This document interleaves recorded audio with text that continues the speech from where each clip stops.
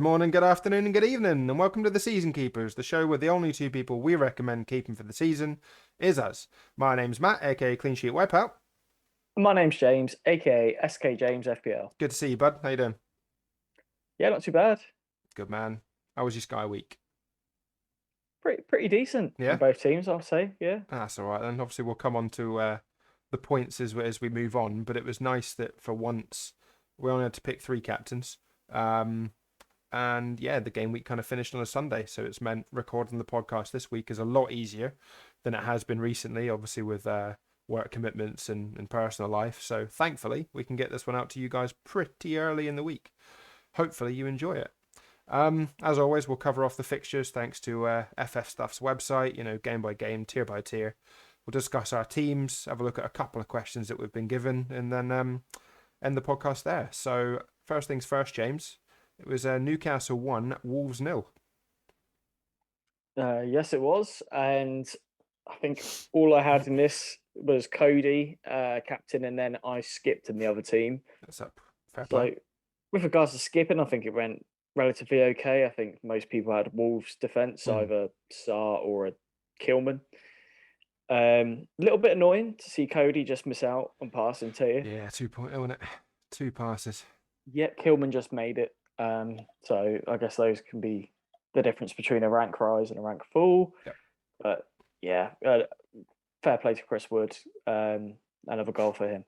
Yeah, it was annoying. I was watching this game and see Newcastle had the early goal ruled out. It felt like a 0-0 in the second half, to be honest. And the more the game went on, I thought, okay, clean sheet banked. Wrong thing to think. Obviously, the penalty comes. Chris Wood slots it away, and yeah, it's a bit frustrating. Particularly, as a Cody owner. And I know quite a few people moved to Newcastle assets, obviously for this game, and then, upcoming games, given they've got doubles and Wolves don't play this week now. So there's a bit of a hop-off period for the likes of Wolves and Leeds that we'll come on to. I've seen people go to the Bruno Guimaraes. You've done pretty well there. You've got tackle tier 2, I think it's a 5-pointer. And then you've got Chris Wood, got himself the goal. Even the likes of Shah, yeah, he didn't make passing, but he got himself a clean sheet. Can't really complain about that, can you? No, very good return. Yeah, whereas obviously for your Wolves assets, just as I've said, we'll talk about it in a bit, but yeah, definitely time to move on. Jumping on then to the Saturday games, mate, and the early kickoff, bit of a surprising result. It was Everton 1, Man United 0. Yeah, a real surprise, and it was a great performance by Everton. I mean, I think a few people might have been on Richarlison, who obviously got shocked here. Yeah. Saw a few punting him previously. Yeah, maybe a budget Gordon pick sort of scattered around. But yeah, very disappointing in terms of Man United. Ronaldo getting booked, no tears. That's big disappointment for those because obviously he's very pricey in this game. Yeah, and obviously United have got that single against Brentford coming up, don't they? So yeah, people might have hopped on ahead of this game. Yeah, and that performance really puts me off because if anything, you want to go fucking Brentford. Well, exactly, based on their form. Yeah, like we'll come on to their game, but do I really want to try and navigate and spend the funds to bring in a United asset for that game? I'm not so sure. And I need to really think about it, particularly with transfers being so tight now. Yeah, I'm not fancy United at the moment. I think they don't really fancy themselves. There's a lot going on, obviously, behind the scenes with the discussions about the new manager.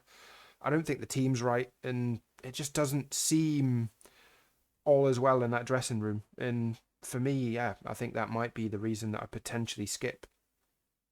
Yeah, agreed. I don't think there's a player I fancy like either at a cheap price point or an expensive one. No. I feel like the expensive ones are a waste of money and the cheap ones just aren't any good. Yeah, and obviously people potentially would have thought about Fred. Went off injured after 36 minutes. Looks like it's a muscle strain, so that's not great for him because obviously he's good for picking up tackles and passing. Bruno Fernandes, yeah, he's always an option. Obviously we've seen previously how well he can play, but yeah, I just don't think they're on it. And yeah, there's some serious consideration there for that fixture. Yeah, agreed. And then a team that a lot of us are probably on double, maybe even triple. they've lost. It was Arsenal 1, Brighton 2. Yeah, a bit of a shock. Also a shock in terms of Sky. Obviously, the Brighton defence is normally quite comfortable with its amount of passes, Yeah, and yeah, Kukurea got the most on 28, but the likes of Dunk on 26 and Veltman on 16 is a bit unusual. it was. Yeah, particularly when you look at that Arsenal defensive line. Yeah, looks like Arsenal kind of stole the passing tier, so to speak. But Ben White hit tier 2, Gabriel picking up tiers as well. Um, Ramsdale aside, it's actually not a bad performance for the defence in terms of Sky for Arsenal. Yeah, But yeah. yeah, maybe a bit of disappointment for those on Saka, who I think there's quite a lot of people now on Saka with God, there Arsenal is single game days and so on. definitely. Yeah, I'm on Saka and White myself. And yeah, it was frustrating. Obviously, Ben White got himself 4 points, but yeah, Saka just the 1 pointer, which isn't really what I expected from this game. No, I was quite hopeful for Arsenal to win by 2 or 3, and yeah, it's just the opposite Yeah, happened really. just wasn't to be. But obviously, they've got still some decent fixtures coming up. To be fair, they've got a lot of games. You know, Saints next, so yeah, you can't really turn that down. And I expect they'll get returns, honestly. Yeah, agreed. And then, yeah, talking about Southampton, Jesus Christ. That's the next game, James. I don't really want to discuss it. Southampton 0, Chelsea 6. Yeah, it's not pretty, and it's just a sea of green on the FF Stuff's website for this game. Basically, every Chelsea player apart from Mendy hit tears, Yeah, and Loftus Cheek. Loftus Cheek. Yeah, but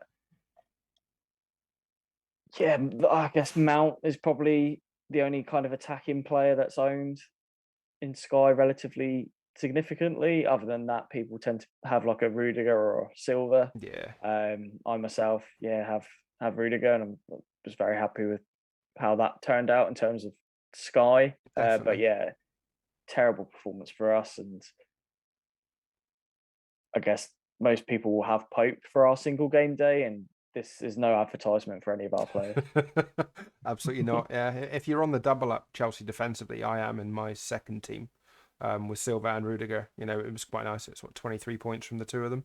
That's kind of what you're hoping for when you double up, particularly with the likes of Chelsea. But this could have been a lot worse, honestly. Chelsea should have been about 5-0 up after 20 minutes when Werner scored his third. They hit the post, they hit the bar. They were just all over us, dominant from start to finish. We looked like we didn't want to be there.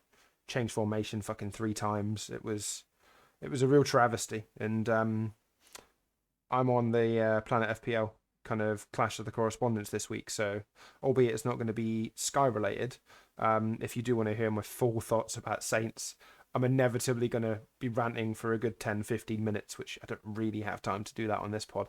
But yeah, stay clear of Saints assets, honestly. Yeah, yeah. Fuck me. I want to move on quickly, so I'm going to do that now. Watford 0, Leeds 3. Yeah, dominant performance from Leeds in a quite an important game down at the bottom. Extraordinary amount of tackles in this game for Leeds. Yeah, Tier 2 spread across the pitch. Jack Harrison on 9 tackles. I know. It's amazing. The entire team actually made 47 tackles, which is insane. That's mad. Absolutely mad. Have you literally just counted that up now? I added that up, yeah. No, it's quick maths, mate. But yeah, Including the substitutes. fuck you know. There you go. That's what you get in this guy. You know, you get quick maths. That's what you want on this podcast. But yeah, I've got Rafinha in my team, and I've held him for quite a while.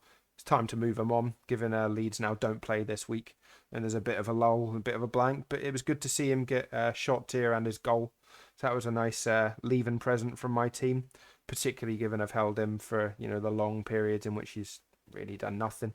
It has always felt like I don't own him and he goes massive, and when I do own him, he just 2s and 3s. It's not been great, but Leeds really needed this win, given how tight it is at the bottom of that league, and had Watford won, and obviously with Everton beating United and Burnley losing, it could have been a lot tighter. But yeah, I think Leeds have pulled away slightly, and thankfully they have, given some of the fixtures they've got coming up, and also the fact that teams have got games in hand.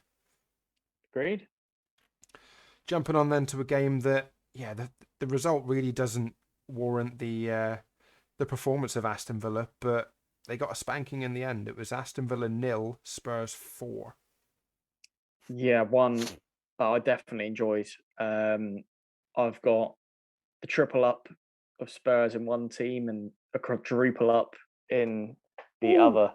Fair play. So that's Fair fucking Son, play. Kane, Kulu in one, and then Adin Højbjerg in the other team. And yeah, it was a delight, to be honest. Nice. Being on Clinical from Son. being on Son this week was 100% the play for Sky managers, and I couldn't get there. Annoyingly, I'm on Kane, Kulusevski, and Eric Dyer. Yeah, I've got Eric Dyer on my team. But yeah, it was good. They obviously all three of them returned, which was nice.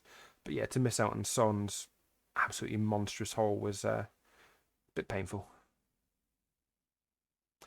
Villa are another one of those teams, James, that obviously now blank, and there's quite a few of people I've seen on, Coutinho. Ramsey is obviously ticking around, and I very much doubt if you're on Ramsey, you'll move off of him, given he's obviously the enabler in your squad if you've got him.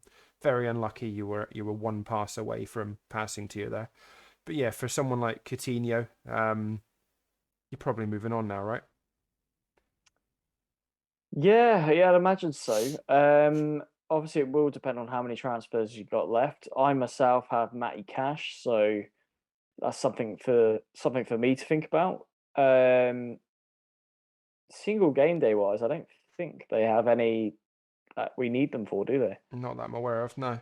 No. So yeah, it probably does make sense to move them on. Yeah, and I only mention that because if we go to the Sunday fixtures, well, it'll be the next game after the one of this, and then I'll come on to it. But I had Coutinho and I moved him on. Okay. Brentford 2, West Ham 0 is the fixture before that. Yep, lovely result for Brentford. I'm guessing now the move you moved him onto Bowen. No, I already owned Bowen. I moved him I moved him onto a player in the next game that we'll discuss. Right. Okay. Cool. But yeah, very good result for Brentford. Mbeumo doing the business, not hitting the post, got goal and assist and shot to you. In Dreamland, if you own him, you probably don't. More likely to own Ivan Toney, who got a very good return, and obviously this on the other hand is a great advertisement for the Brentford single game day. Absolutely, against Man United. Mate, if Mbeumo does that against United, can you imagine? Stuff of dreams. Yeah, and genuinely, it's a consideration because at the rank I'm at, it makes no difference to me this season where I finish now. I really couldn't give a shit anymore. So I may well go differential for that United game. I think even Christian Eriksen might not be a bad pick. He got shot tier in this game. He was close, so unlucky. Close to passing tier as well. One pass away and one tackle away. One tackle away from tackles. Yeah, so very unlucky. He's looked very sharp recently. He's obviously scored recently as well. Obviously, we know what he can do in terms of assists. Yeah. So in United are really poor defensively at the moment. So those Eriksen and Mbeumo, Toney. I mean, it sounds crazy that I'm even recommending them on this podcast, but they could do something against that United backline, like no problem. Yeah, I think so. We saw what they did against Chelsea last weekend. It's not difficult for them, and given they've got nothing to play for now this season, they seem to be playing with a little bit of joy. The leash is kind of off in a sense because they're safe. They've got next season to look forward to. I think they're just going out and enjoying their football, and that was quite clear. As a Bowen captainer in one of my teams, that was slightly frustrating. And West Ham looked really flat, but I guess in hindsight, hardly expected after that Thursday fixture. But thankfully, I didn't get penalised too much by gambling on the Bowen captaincy this weekend. So James, the next fixture is the Leicester Crystal Palace fixture, and the one in which I moved on to one James Maddison from Coutinho. I actually brought Maddison into both teams this week. It was Leicester 2, Crystal Palace 1. Yeah, and he obviously picked up an assist, so a decent move for you. Dewsbury Hall, I don't think he's owned much at all in this game, very but much doubt it. got a goal and an assist, which is a bit of a surprise. Lookman scoring as well. Yeah, yeah. On the Palace side, obviously, a few people will still have Gallagher. I think I'm one of those. A bit annoying to see him go off early. Yeah, they've got that single as well that's coming up, and that worries me slightly. The fact Mm. that, yeah, they're 2-0 down. So he's one of the players that's sacrificed. 58 minutes, didn't really have an impact on the game, only made 14 passes. Slightly concerning. Yeah, yeah. I guess he didn't have faith in him being part of the turnaround, which is a bit of a surprise. I just wouldn't expect him to be the one that would be dragged off. No, Uh, so hopefully he does keep his place. He should do because he puts in a ton of effort in terms of like his running on the pitch. yep, So hopefully he'll be safe for that single game day. agreed, yeah. And to be fair, I'd be very surprised those with, Wolves like Cody. So Cody went to Madison in one team for me, and Coutinho went to Madison in the other. I'd be very surprised if those that were targeting Leicester didn't go there this weekend anyway, because over Wolves, for instance, it was a 4-0. So I think it was quite clear there. And if you haven't, that there's still time. I think there's no reason why you can't then go there again this weekend if you decided against going it with the team that you saw. And maybe people wanted, for instance, Harvey Barnes or can only afford Barnes. I think he'll probably come back into the squad this weekend. So yeah, providing that he starts, I think that there's no reason why you wouldn't go there. No, agreed. And then the second last game of the season before we get to the absolute cracker was a great result for Norwich. Obviously, they're still down. But yeah, I think it was just good to see and definitely benefited Everton. It was Norwich 2, Burnley 0.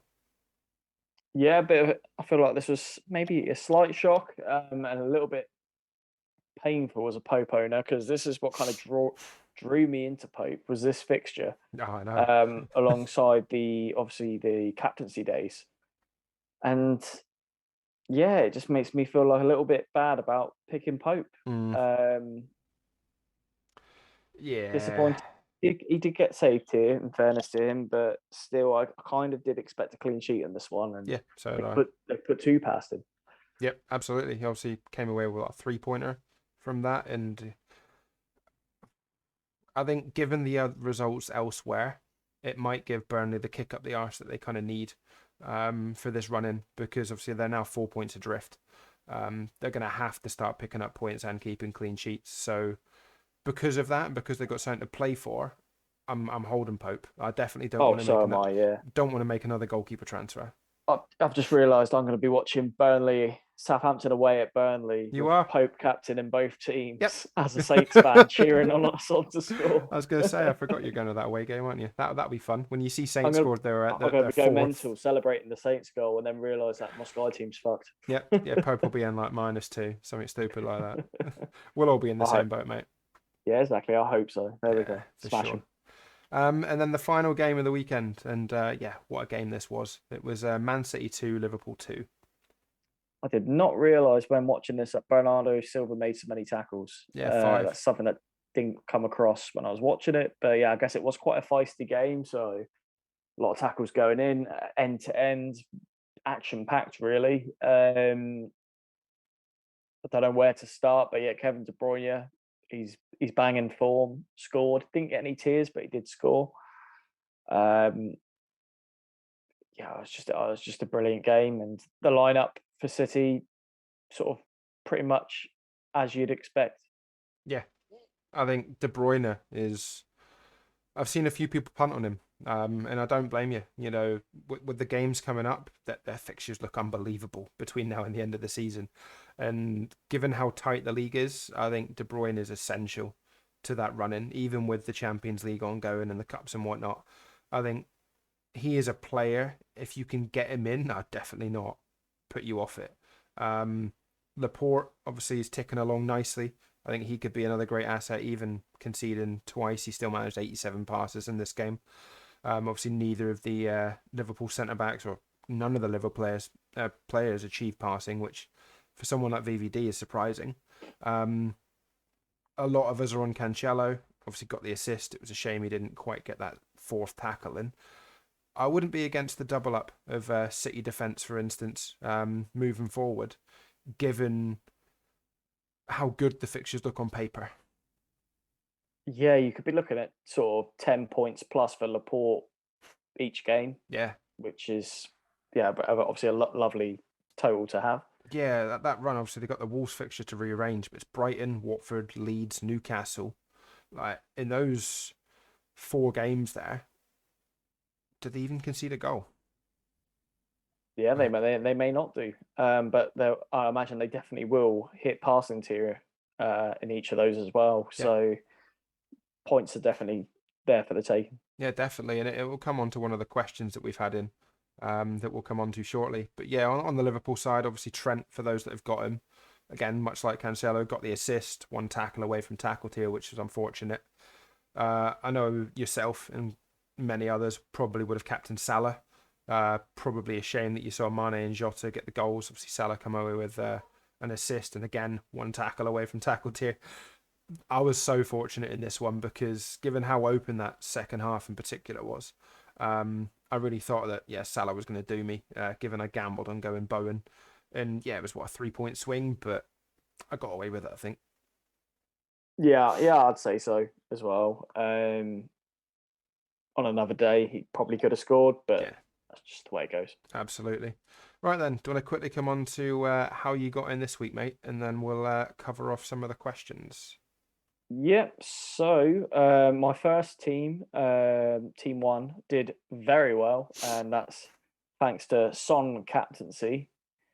Obviously, that team doesn't have Harry Kane, so 46 points there. In total, I got 103.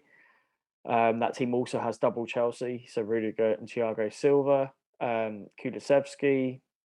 Yeah, very happy with that, and that saw a rise from, I think it was 700th to 427th.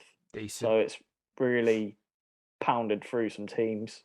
It's on 6 transfers, which I'm relatively happy with. It's got sort of most captaincies boxed off. So I'm relatively happy with how that team looks. Team 2 had a fairly decent week. It got 88 points, 13 from Rudiger. I captain Kane. I sort of went with the ownership on that one, but I did still own Son. So I've got Salah, Kane, and Son up front in that team. Kulusevski on 11. So I'm now 230th in that team. Doing very well, mate. Very well indeed. I'm not catching you, which is another reason why my SkyFF's over. So in Team 1, I got 74 points this week. Mainly thanks to that Spurs triple up. Kane, Kulusevski, Dyer. I've got Thiago Silva in there. James Maddison, and then Bowen captaincy was slightly annoying. I'm not really sure what moves I want to make at the moment. In that team, obviously I went Cody to Maddison. That was the key one there. This weekend, I'm not so sure. In Team 2, I got 80 points, so that's now re-overtaken my Team 1, but it's so tight between the two of them. It was mainly, the double up Chelsea defence there got me nice 23 points. Rafinha, it's in that squad, got obviously the 10-pointer. And then again, the Kane and Salah captaincies across the weekend kind of helped out there. So that's 80 points and up to 764th. The other team's 805th. So it's honestly just a season that's kind of ticking by for me. And I've got 6 transfers left in both. I'll probably do a bit of planning this week now that we've got some time. And then kind of have a look to see where I'm likely to go, given, there'll be fixture announcements. We've had some of the doubles already. We'll have the Cups of the Champions Leagues. We'll know who's in and who's out. And I think we'll move from there. So let's quickly jump on to a couple of questions that we've had in, mate. One from, the legend that is Ian Parron. Best way to try to make up 50 points on a league leader in SkyFF with, hopefully, a few transfers in hand. I guess, it's the deployment of those transfers, how and when you use them. Yeah. If this is for Ian, we all know that he's still got about 14 transfers left. So he's doing bloody well. I mean, I guess maybe try and find those daisy chains. Maybe you can move Salah onto a KDB or somebody else onto a KDB and then back to that asset that you do still want in your team. Yeah. go places where other people can't get to, and I imagine KDB is one of those. Yeah, I definitely think that's one way to do it, is get to places with your transfers that people can't. Like, it's all well and good. A lot of us are talking about the double ups on, defensive assets, and that comes on to another question we've got in a sec. But a lot of people are going to be doing that one way or another, whereas not a lot of people will be moving to the likes of Kevin De Bruyne. So yeah, with the run of Brighton, Watford, Leeds, Newcastle, he could haul in any one of those games. If you've got him as captaincy, for instance, particularly say on that Sunday the 8th of May, when it's Man City, Newcastle, and obviously Arsenal, Leeds. If you're on De Bruyne then and he goes nuts and gets a couple of goals and an assist against Newcastle, not many people are going to be on that, and that could be the difference of you catching up. Agreed. And then the second question in is Salah, Kane, Son. One needs to become a premium defender. Which one and when do you move? So it's a tricky question. I mean, I have the same strike force, and I'm not touching it, I don't think. Yeah, I mean, maybe the Spurs double up would be the one that you look at, given it's what Brighton is next.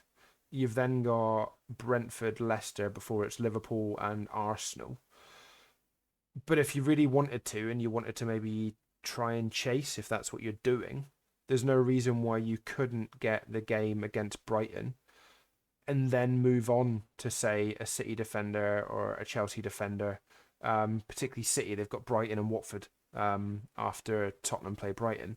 So you could be looking at maybe a 20-pointer from a Laporte there, albeit they then played Brentford the same day as City play Watford. Son could easily go mental again in that game. So, and the last two Spurs have Burnley and Norwich, which is worth mentioning. Exactly. So honestly, it's really tough, and out of a lot of them, depending on your position, Mo Salah, maybe. Like, it sounds nuts, but it all depends on, you're probably going to need coverage for that Liverpool Villa game, albeit it's not until Tuesday the 10th of May, but at the moment that's the single. So you're going to want coverage there, and yeah, Salah, as we've just seen Spurs, turn Villa over 4-0, even though Villa had chances. Salah could easily haul in that.